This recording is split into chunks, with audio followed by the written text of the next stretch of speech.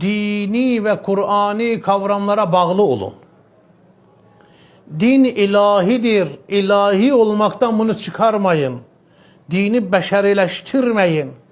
Eğer dini ilahi olmaktan çıkarır iseniz, dini beşerileştirir iseniz, her gelen siyasetçi, her gelen kabile lideri, her gelen otorite, her gelen hakim dinden bir şeyleri çıkarır, dine bir şeyleri sokar, adı din olur, adı İslam olur ama içindekilerin hiçbirisi veya içindekilerin çoğusu ilahi olmuş olmaz. İçindekilerin çoğusu beşeri olur.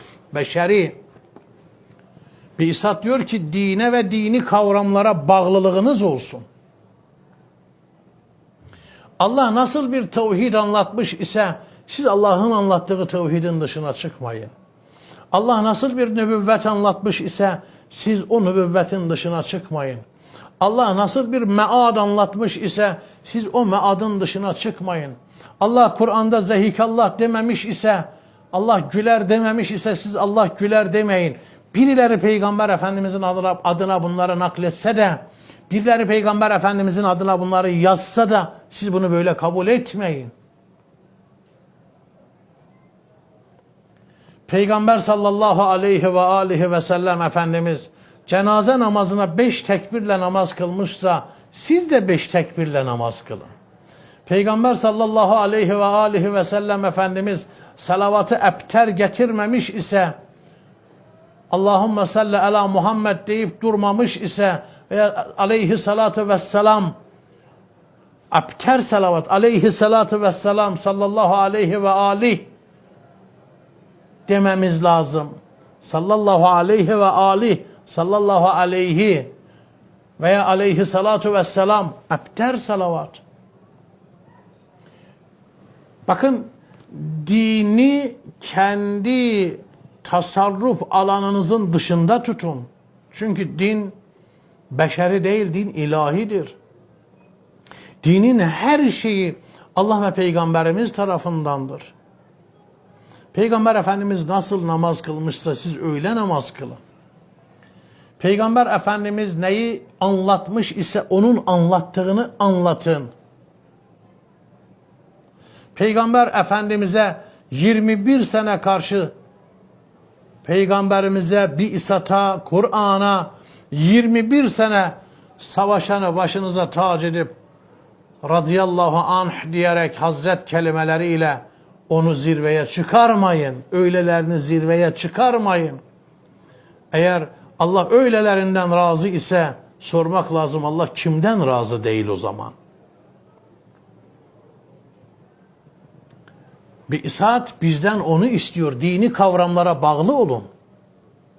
Dini kavramlara bağlı olun. Kur'an ayetlerini kendi görüşünüze, reyinize göre tevil etmeyin, tefsir etmeyin. Eğer Allahu Teala Maide suresinde ya eyyühellezine amenu izâ gumtum ile salate feksilu vucuhakum ve eydiyekum, ey iman getirenler, namaza durduğunuz zaman yıkayın yüzlerinizi, ellerinizi dirseklerinizden ve emsahu bi ruusikum ve erculakum ilel kâbi, mes edin başınıza ve ayaklarınıza, mes edin başınıza ve ayaklarınıza. Kur'an orijinalinde bu şekilde diyorsa sen de bunu tercüme ederken, meal ederken mes edin başınıza ve yıkayın ayaklarınızı diye tercüme etme. Ve inanç olarak bunu bu şekilde inancına yerleştirme. Bakınız, Nasiriye kasabası, Irak'ın Nasiriye kasabası. Yaklaşık Peygamber Efendimiz'den 2014 sene önce, yaklaşık 2014 sene önce, Peygamberimizden 2014 sene önce orada bir olay olmuş. Hazreti Musa ile Hazreti Hızır gelmiş Nasiriye kasabasına ve kasaba ehlinden yiyecek istemişler, yardım istemişler. Kasaba ehli Hazreti Musa peygambere ve Hazreti Hızır'a yardım etmemişler ve bu ikisini kasabanın dışına atmışlar, kovmuşlar bu ikisini. Kur'an-ı Kerim bu hakikati Kehf suresinin 77. ayetinde inananlara haber veriyor. Buyuruyor ki hatta iza ateya ahle qaryetin, o ikisi kasaba ehline geldiklerinde istet'ama ahlaha, kasaba ehlinden yiyecek istediler, taam istediler, yardım istediler. فَأَبَوْ اَنْ يُزَيِّفُهُمَا, kasaba ehli ebev, sakındılar, en yuzeyyifuhuma, o ikisini misafir etmekten. Kasaba ehli o ikisini misafir etmekten sakındılar. Peygamber Efendimiz sallallahu aleyhi ve aleyhi ve sellem Efendimiz bu ayeti tilavet ettiler. Tilavet ettikten sonra bu hadiseyi anlattılar. Müslümanların bu hadiseyi duymalarının neticesinde akabinde Nasiriye kasabası da bunu işitti. Eyvah! 2014 sene önce bizim dedelerimiz çok büyük yanlışlar yaptı. Utanç verici şeydir bu. Efendim Hz. Musa gibi, Hz. Hızır gibi birisini kovmak, yardım etmemek, yiyecek vermemek. Yüz kızartıcı şey. Bakın 2014 sene önce olan bir olay ama o kavmin çocukları, torunları 2014 sene sonra o nesilden gelenler bunu duydular, yüzleri kızardı ve geldiler Peygamberimizin yanına. Buraya dikkat edin. Peygamber Efendimizin yanına geldiler, dediler ki biz senden bir şey istiyoruz. Eğer bizim istediğimizi yaparsan bizim kabilemizin sayısı çok geniş. Nüfusumuz kalabalık.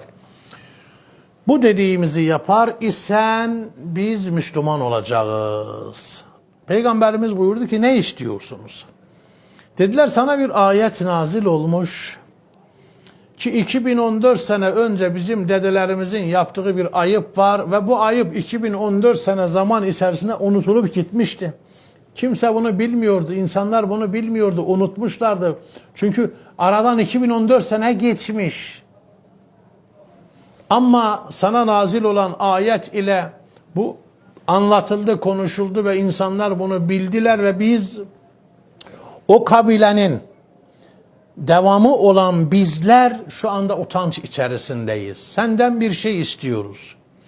Sana nazil olan bu ayette ebev fiili var. Ebev. Yani sakındılar. En yuzeyyifuhuma. O ikisini misafir etmekten. O fiilin içerisinde ba harfi var. Ebev. Ba harfi. Ba harfinin altında bir nokta var. Ey Muhammed, onlar dediler. Salatü selam onun üzerine olsun. Ey Muhammed, o noktayı al, o harfin üstüne bırak. O noktanın yanına da kendi tarafından bir nokta ilave et. Eğer bunu yapar isen biz Müslüman oluruz. Onların dediği olduğu takdirde Kur'an'ın anlamı nasıl olacaktı? O fiilin anlamı nasıl olacaktı? Ebev olacaktı etev. Çünkü ba harfinin altındaki bir noktayı o harfin üstüne bırakın.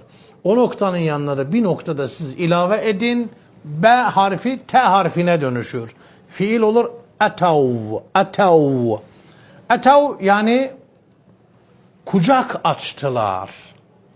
Yöneldiler. Neye kucak açtılar? Neye yöneldiler? En yuzeyyifuhuma. O ikisini misafir etmek için koştular. O ikisini misafir etmek için kucak açtılar. O ikisini misafir etmek için yöneldiler. Fiilin anlamı tamamen değiştirilmiş olacaktı. Peygamber Efendimiz buyurdu ki, güneşi benim sağ avucuma bıraksanız, ki mümkün değil, o örneği veriyor. Ayı benim sol avucuma bıraksanız, yani bütün dünyayı bana verseniz, ben o harfi oradan alıp yukarıya bırakmam ve onun da yanına bir nokta ilave etmem. Bakınız neden Bi'sat'ın öğretmeni böyle yapıyor? Çünkü Bi'sat mektebi diyor ki din ilahidir. İlahi olan dinin ister ahkamında olsun, ister akaidinde olsun sizin tasarruf hakkınız yoktur. Allah nasıl istemişse öyle inanacaksınız.